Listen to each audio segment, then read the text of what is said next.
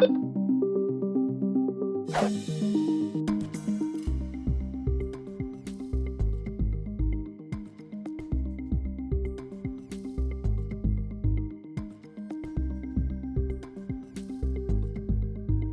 now, from the CFTK-TV studios, this is Open Connection with your host, Robert Pictou.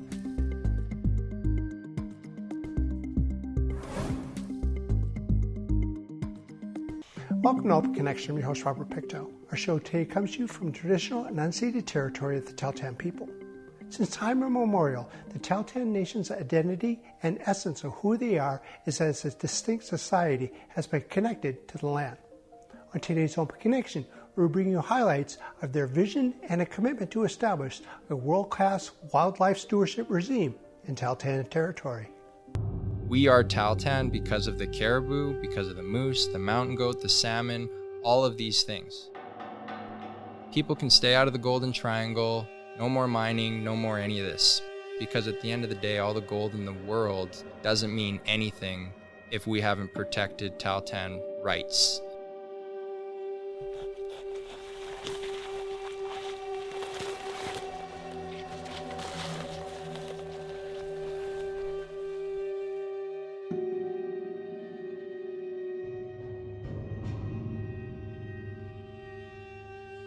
My father, my uncles, a lot of my elders, they tell me about times when they saw caribou herds with over 1,000, and my generation has never seen something like that.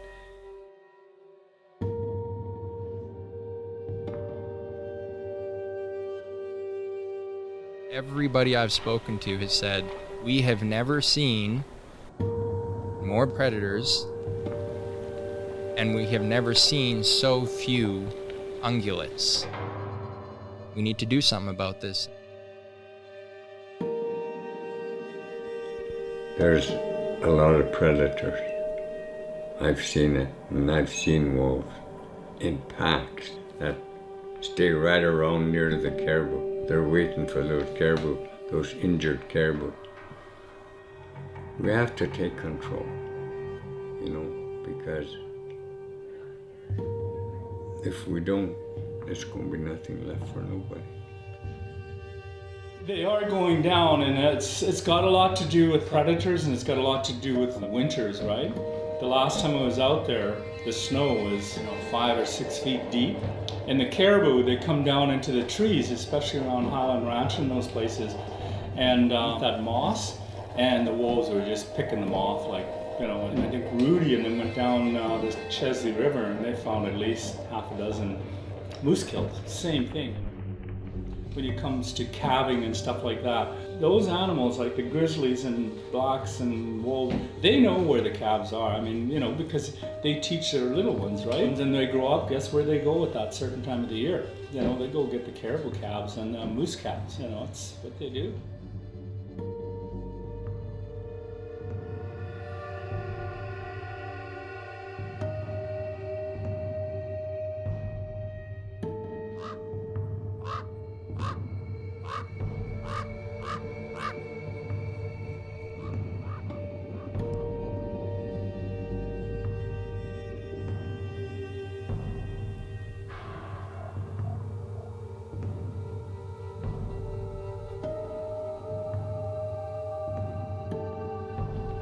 You got to be really careful, If you come up on a kill, on a grizzly, well, you got to make sure that you got to be alert.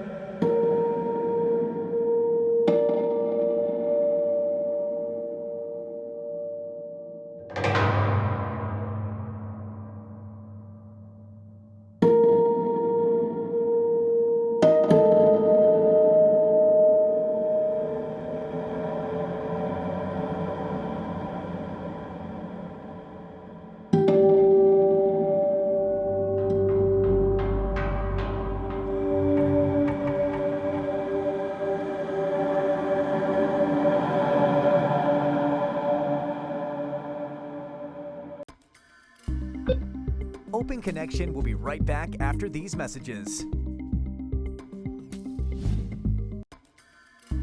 And now, from the CFTK-TV studios, this is Open Connection with your host, Robert Pictou. Thank you for staying with us. Over the past decades, trophy hunting of grizzly bears remains a controversial subject in British Columbia. In 2018, the government of BC declared a trophy hunting ban on all non-First Nations on grizzly bears due to their threatened status in the province. Let us return to the conversation to hear the impacts that this decision had in Tahltan territory. Up until 2017, grizzly bears were hunted on our territory, removing around an average of 100 every year.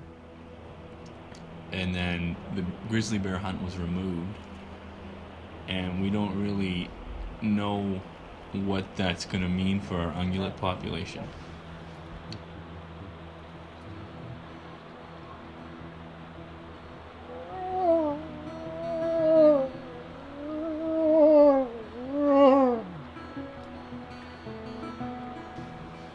There's no previous research to show what happens when you remove that sort of predator management, and we don't want to sit around and wait to see what happens. Just like the way she was sounding. And that's how they always sound, man, on the hunts. Yeah, they just... It used to make sense for people from outside of the territory to manage predators because there was an economic value on wolf furs. There was the sales of grizzly bear hunts, and now that those reasons are gone, it's left to us. Our territory is so vast and underdeveloped. There's only 3 towns in 95,000 square kilometers. We're never going to be able to reach out to all those bears and wolves, and we don't want to. We want to have a healthy, balanced ecosystem.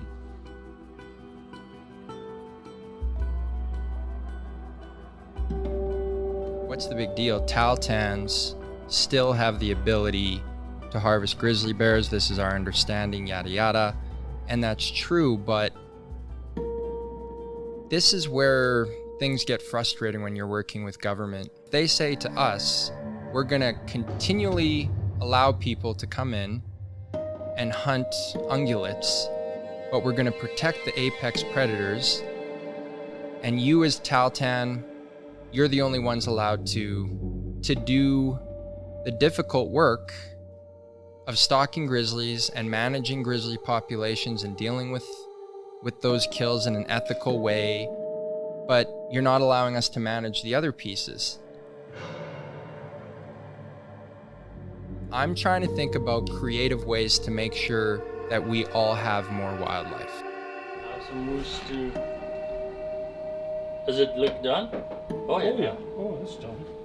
Tahltan people for thousands of years always managed predators, and they managed predators when the ungulate populations were far larger than they are today.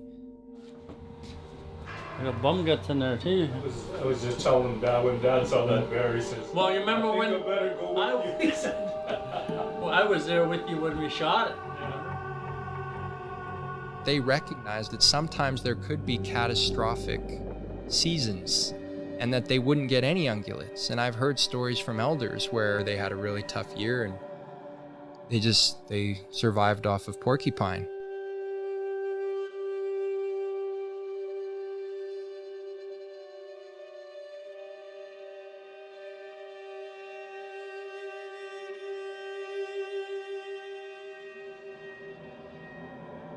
We have to manage and control our resource. You know, if we don't, there's going to be nothing left for nobody. So, you know, conservation is very important. We have to control our own people. And we have to control predators, you know, wolf.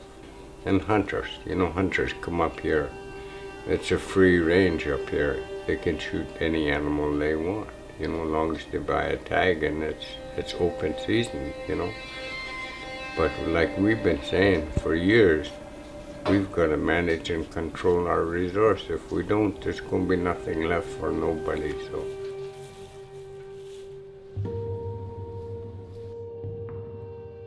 grizzly come out other side of the river, and he was determined to come across. Sean had to take a shot, splashed him with water, and he was growling, and he wanted to come across, man, to them. We were crossing a big swamp. Never seen nothing, and we got in the middle, and then we seen a grizzly coming towards us. We had only a .223 with a 10-shot clip. We sat down him, and we had nowhere to run because we were right in the open. If that grizzly would have made it to the top of the hill, it would have been a different story, man. Something has to be done. With the wolf and grizzly, we have to utilize the land more and get more people out here trapping and hunting. So, keep them down, and it has to be done now, not 5 years from now. We have to start doing it as soon as we can. Otherwise, it's going to be all gone. We're not going to have a place to come and go hunting and teach our children and teach them what we were taught back then, how to hunt and how to skin and look after the meat and to survive. Open Connection will be right back after these messages. And now, from the CFTK-TV studios, this is Open Connection with your host, Robert Pictou. Welcome back to Open Connection. Stewardship is the careful and responsible management of something entrusted into one's care. Let us return the conversation as Tahltan wildlife guardian Jared Kwok shares how he is protecting Tahltan territory now and for future generations. My name is Jared Kwok. I'm from Telegraph Creek. I'm a member of the Tahltan Nation. I am the wildlife guardian for the Tahltan Central Government. I was the one that helped establish the Guardian program that we started in 2016.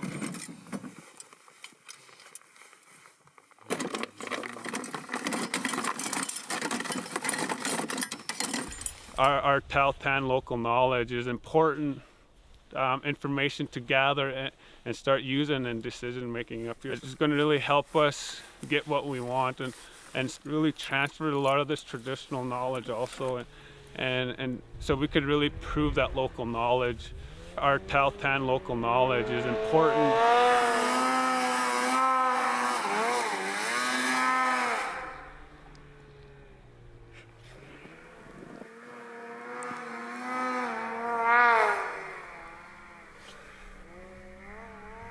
The first and most important thing to me is just trying to keep the tradition alive, I guess you could say.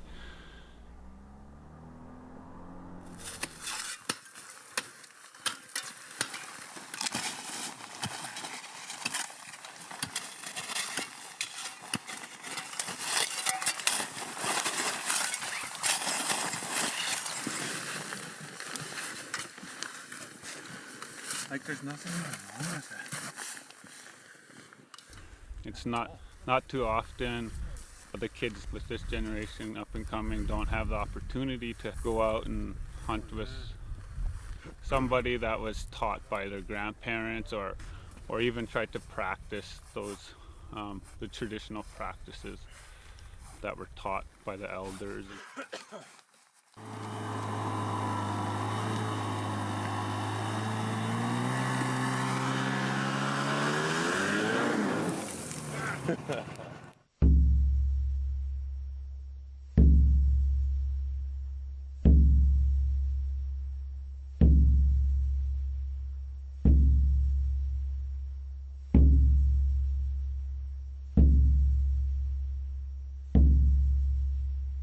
A lot of the hunts too is not just about hunting your target animal also. It's about learning the land and like how the land lays out and how to navigate through it, like trees, and just knowing where you're at is one of the biggest parts.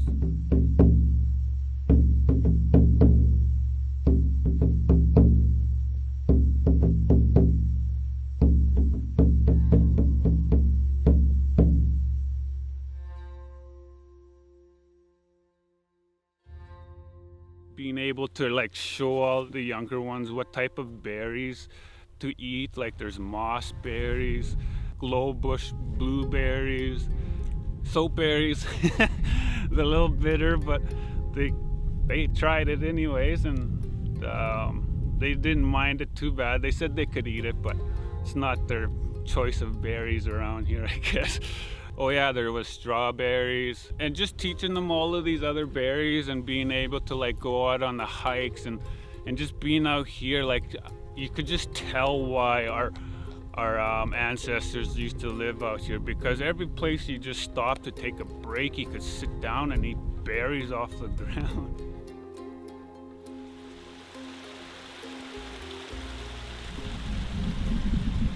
You could almost drink like almost every creek, majority of them.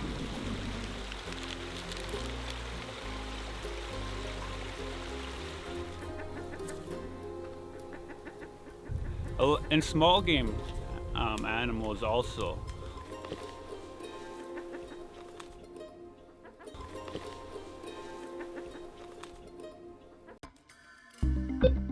Open Connection will be right back after these messages.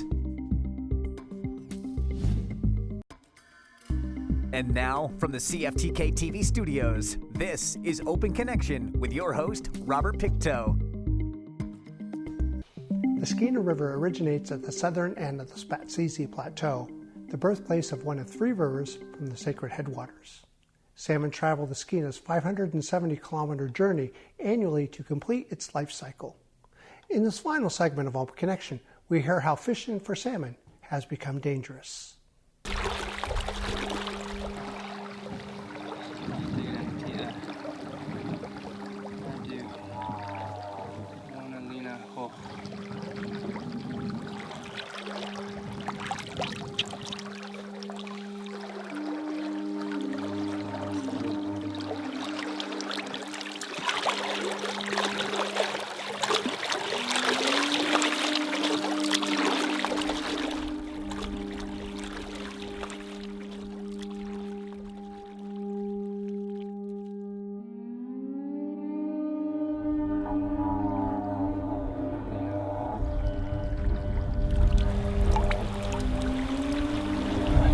Tia Nadu Tanatho Tia This Monalina Ho.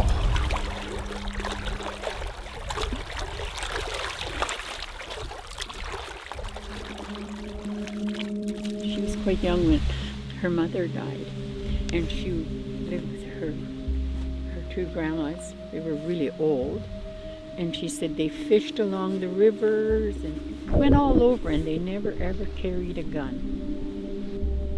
And she said they could see spots where a grizzly bear ate fish, or there could be a grizzly bear across the river from them, and it never bothered. Not once.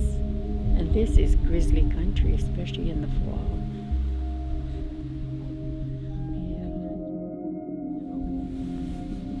It's amazing. And the story about Kaudika, who is our great-grandfather, it's here in Chesley, someplace down by the Chesley River when they were fishing, and he was down there.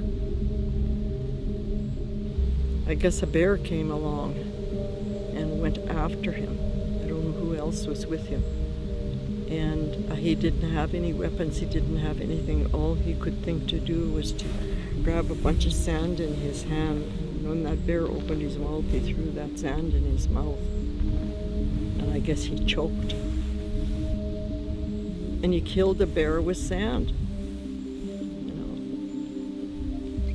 He's a very spiritual person, but then a lot of our people were very spiritual people those days, you know. Who we are, we're after animals. There were certain animals who were our spirit guides. Kaudika, his spirit guide was porcupine.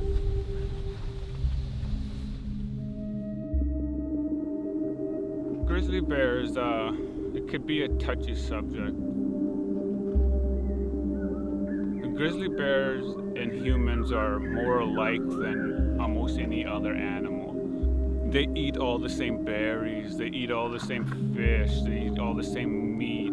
The only thing that they could do that we can't is like scavenge meat, and so that we look at them in a way that we have to compete against them. They're bigger, stronger. We see them as competitors. There is going to be like an aggressive or vulnerable state for them, and so when we meet them in, let's say, berry picking, or we're out hunting, we might run into like an aggressive bear that's starving now because he had to leave his, let's say, home part of the territory because there's not enough food.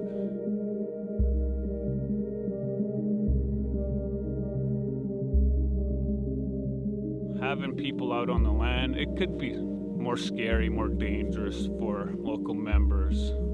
That's why we start playing a role. We're starting to implement predator management so that we can be proactive. And that's a traditional practice that we've done forever also.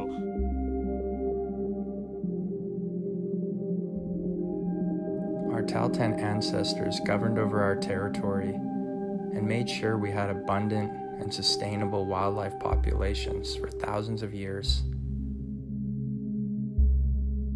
Today we have a provincial government who for generations has not put adequate efforts and resources to manage wildlife populations properly.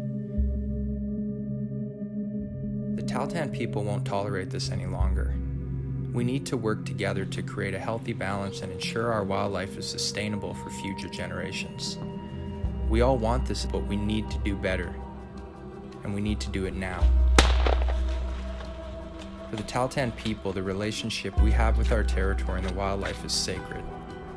It's about food security, health, safety, and maintaining our culture and who we are as Tahltan people.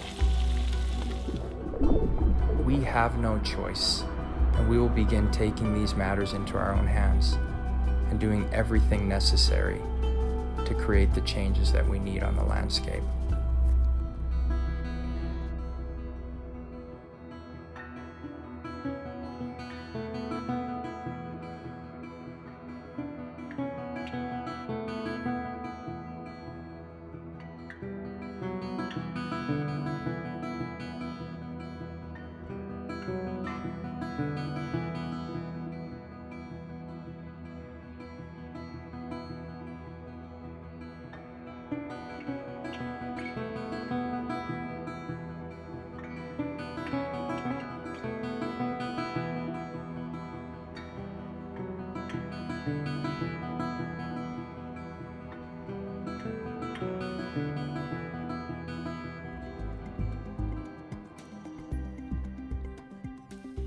Thank you for joining us for this episode of Open Connection.